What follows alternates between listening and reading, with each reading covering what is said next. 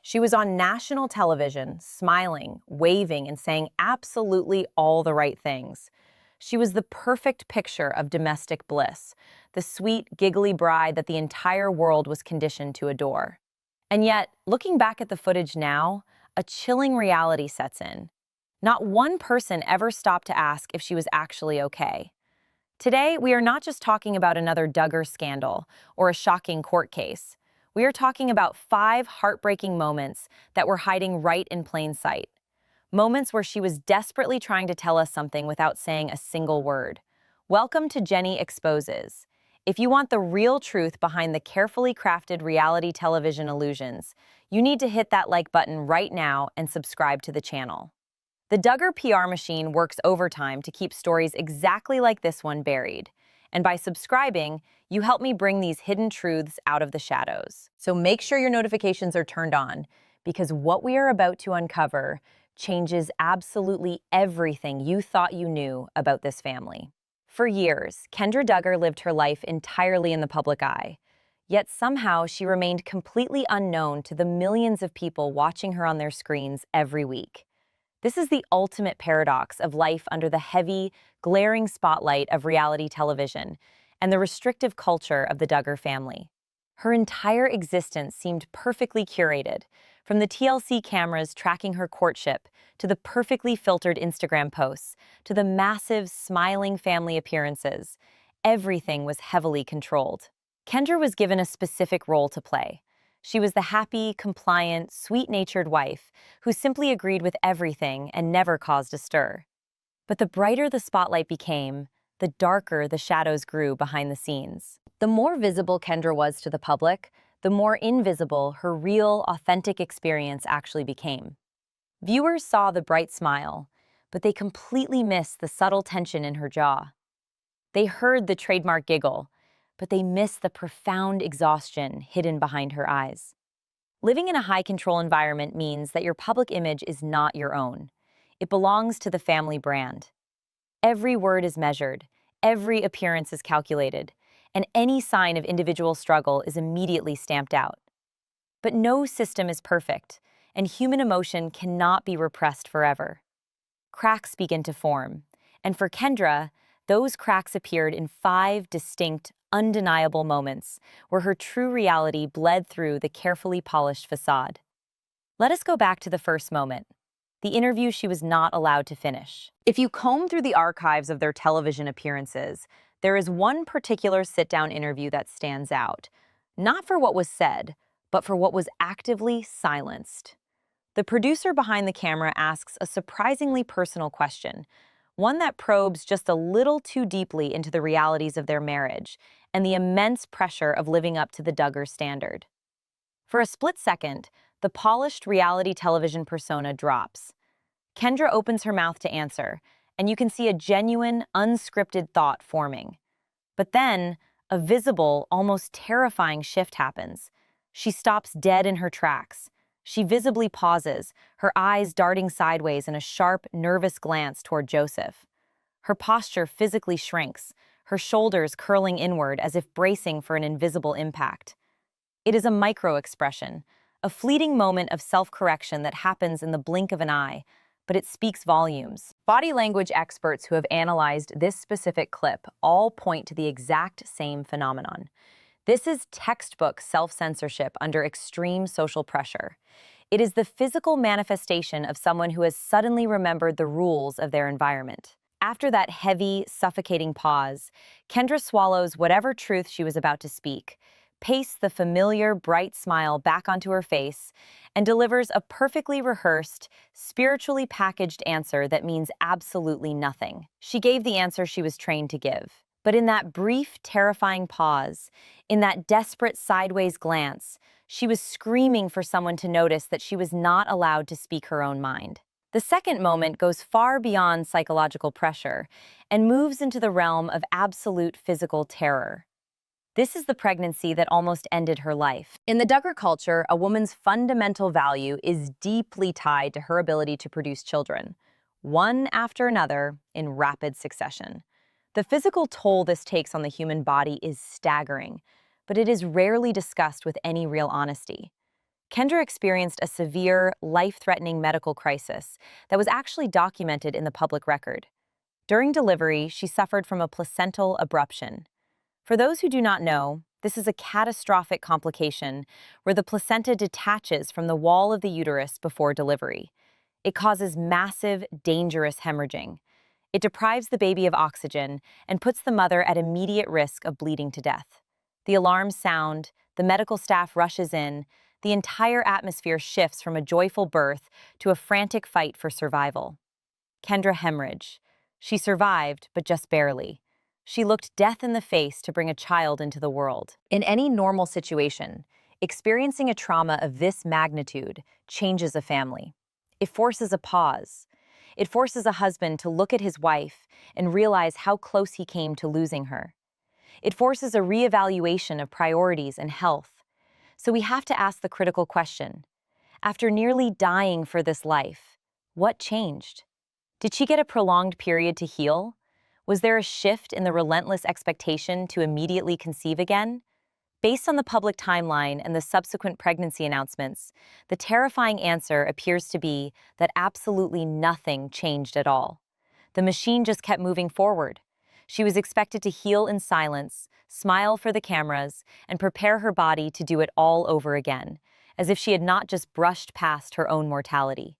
The sheer, silent agony of carrying that trauma, while pretending everything is a beautiful blessing, is a burden no one should have to bear alone. As the physical and psychological toll continues to mount, the timeline accelerates into a rapid-fire series of revelations. This brings us to the third moment, a digital cry for help that vanished almost as quickly as it appeared. In a rare, unscripted moment on social media, a post went live on Kendra's account that completely broke the Duggar mold. It was not a perfectly lit family photo or an overly joyful caption about the blessings of marriage. It was a raw, deeply telling quote hinting at profound emotional exhaustion, a statement about feeling overwhelmed, about the heavy weight of silent struggles. For exactly 1 hour, the world saw a totally different Kendra.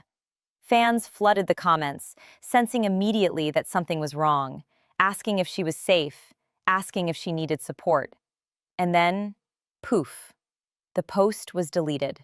It vanished without a trace, scrubbed from the internet by the family's aggressive damage control mechanisms. Hours later, it was replaced by a generic, smiling photograph of the children, as if the previous post had never existed. But the internet never forgets, and that deleted post remains a glaring red flag. Why was it taken down so quickly? Who had access to her account? Who made the call that her honesty was a threat to the brand?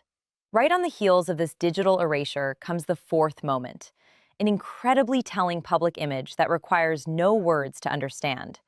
It was a massive family reunion, one of those chaotic, heavily photographed Duggar gatherings where everyone is packed tightly into the frame to project an image of unbreakable unity. But when you zoom in on Kendra and Joseph, the physical dynamics are jarring. In every previous photo from their early marriage, they are practically glued together, leaning in, arms wrapped tightly around one another. In this photograph, however, Kendra is standing physically separated from him. Her shoulders are noticeably angled completely away from his body. There is a rigid, undeniable gap between them, a literal and metaphorical distance that had never been there before. When thousands of audience members and body language analysts looked at this public image, they all saw the exact same thing. This was not just a casually awkward pose. This was the posture of a woman who was unconsciously putting a barrier between herself and her spouse. Her protective stance, clutching her arms, pulling her physical energy away from the person she was supposedly devoted to, painted a picture of deep internal conflict and alienation.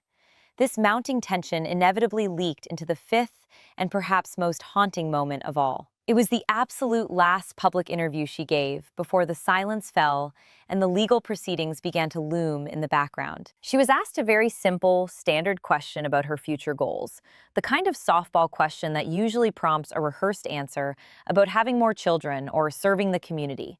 But Kendra did not give the rehearsed answer. She looked directly into the camera and, completely unprompted, she uttered 4 chilling words. She said, "I just want peace." She did not say she wanted happiness. She did not say she wanted a larger family. She asked for peace. In the context of a family that constantly preaches to the world that they have achieved ultimate spiritual and domestic harmony, asking for peace is a devastating admission that you are currently living in a state of war. It was a quiet, desperate plea broadcast to millions of people. It was the final, heavy sigh of a woman who had spent years drowning in a high-control environment, smiling through near-death experiences, censoring her own thoughts, and slowly pulling away from the life she was told to love. When you look at these 5 moments individually, it is easy for the family's public relations team to brush them off as coincidences, bad timing, or just a tired mother having an off day. But when you lay them out end to end, a horrifying picture begins to emerge. What if these 5 moments are not random at all? What if they form a precise, documented timeline?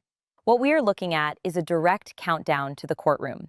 Kendra's public behavior across these 7 years follows a heavily documented, thoroughly researched psychological pattern. It is the exact pattern seen in individuals who are slowly waking up to the reality of navigating a high-control relationship environment. First comes self-censorship, the fear of speaking out of turn. Then comes the physical toll, the trauma that the system ignores. Then the subtle cries for help, the deleted posts, the physical withdrawal. And finally, the desperate, vocalized desire for an escape, the simple plea for peace. This is not just a wild accusation. This is precise, undeniable pattern analysis. She was leaving a trail of breadcrumbs for anyone willing to pay attention. But the real tragedy is what happens when those breadcrumbs lead straight to the doors of a courtroom, where the ultimate price for peace might just be the highest price any mother could ever be forced to pay.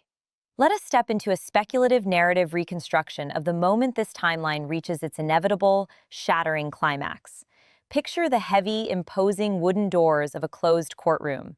The sterile, unyielding environment is a jarring, almost violent contrast to the brightly lit, heavily filtered, perfectly staged living rooms we are so used to seeing this family occupy on television.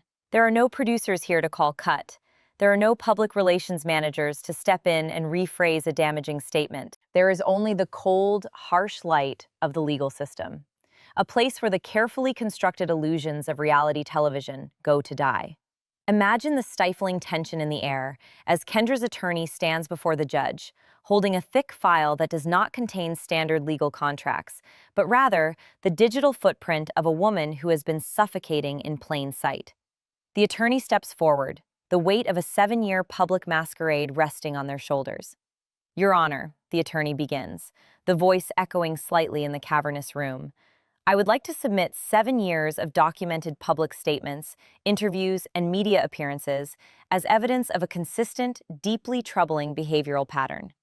Instantly, the opposing counsel is on their feet, their voice dripping with the condescension typical of a heavily funded defense protecting a massive family empire. "Objection, Your Honor," the opposing counsel barks. "These are highly edited social media posts and heavily produced television appearances. They are fragments of entertainment, not verifiable legal evidence of a domestic environment." The judge, however, looks down from the bench, peering over their glasses, entirely unswayed by the family's attempt to dismiss the very medium they used to build their millions. "I disagree, counselor," the judge replies, the gavel resting heavily on the wood. When an individual's entire existence has been monetized, documented, and broadcast to the public for profit, that public behavior is absolutely admissible as character context and psychological record. "Objection overruled. Continue." The courtroom holds its collective breath as Kendra's attorney slowly turns away from the judge and faces Kendra, who is sitting at the table, a stark contrast to the giggling, compliant bride the world was introduced to all those years ago. The attorney looks her directly in the eyes, stripping away the cameras, the cult expectations, the brand management, and the fear. "You said you wanted peace," the attorney says, referencing that haunting, unprompted final interview. The silence in the room is deafening. "Tell the court," the attorney commands softly but with unbreakable authority, exactly what was standing in the way of that peace. That is the question that breaks the universe wide open. But before we can even begin to process what her answer might be, we have to look at the absolute deepest, most terrifying mystery of this entire situation. We have to look at the element that the casual audience has not even considered yet. The ultimate leverage that keeps women trapped in high-control environments long after they realize they need to escape. We are talking about the children. Four innocent, incredibly vulnerable children are caught directly at the center of this looming legal and domestic catastrophe. In any standard separation or legal family dispute, child custody is a heart-wrenching battle. But within the specific, heavily insulated culture of the Duggar family and their fundamentalist belief system, children are not just children. They are viewed as the ultimate leverage, the absolute most powerful weapons in a spiritual and cultural war. In their theology, children are literal arrows in the quiver, born to multiply the ranks and secure the generational power of the patriarchy. If a woman dares to step out of line, if she dares to suggest that the environment is toxic or that she needs to leave, the children immediately become the mechanism used to crush her rebellion. Where do the children go? Who actually gets to decide? In this culture, a wife has no financial autonomy. She has no independent property. She has no secular education to fall back on to build a career. The patriarchs hold the wealth, the property, the legal teams, and the community support. If a mother tries to leave, she is not just facing her husband. She is facing an entire, heavily funded institutional machine that is designed to destroy her credibility and take her children away from her. The psychological warfare is unimaginable. Women in these groups are routinely told that if they leave the protective umbrella of the family, they are abandoning God, and therefore, they are completely unfit to raise their own babies. This is the very real, very terrifying stakes of Kendra's case. It is not just about a woman wanting a different life. It is about a mother looking at her two little girls and realizing with absolute horror that they are being groomed to step into the exact same cycle of subjugation, physical danger, and silent suffering that she has endured. It is about a mother looking at her two little boys and realizing they are being conditioned to become the exact type of men who will demand that subjugation.